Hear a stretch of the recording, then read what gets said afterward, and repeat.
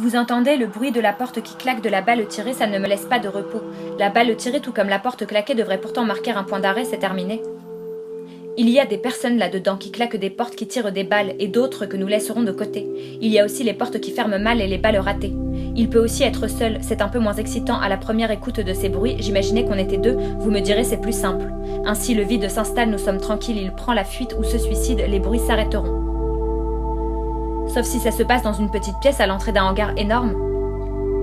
C'est complètement subjectif et aléatoire ce que je propose.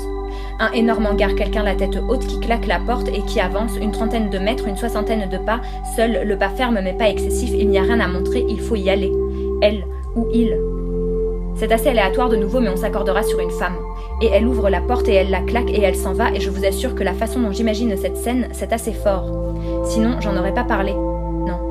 Plus fort que le suicide. Quand j'imagine le suicide d'ailleurs, j'ai tendance à l'imaginer raté. Cela constitue en soi plutôt une bonne nouvelle, oui, une bonne nouvelle. Et puis ce n'est pas une bonne nouvelle qui tombe du ciel, une chance que j'aurais eue, ça n'a rien d'aléatoire de pouvoir imaginer le suicide que raté.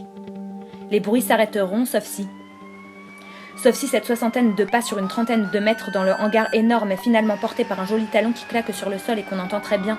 Peut-être que ce son peut faire écho à une balle tirée ou à une porte claquée. Je ne m'intéresse pas au suicide raté, c'était ici la rupture et le cadre qui m'intriguaient, un état puis un autre. Putréfaction, c'est un joli mot ça, putréfaction. Je voudrais qu'on s'arrête dans la rue et qu'on me demande « Qu'est-ce que tu deviens ?» et que je réponde « Quelqu'un de bien ».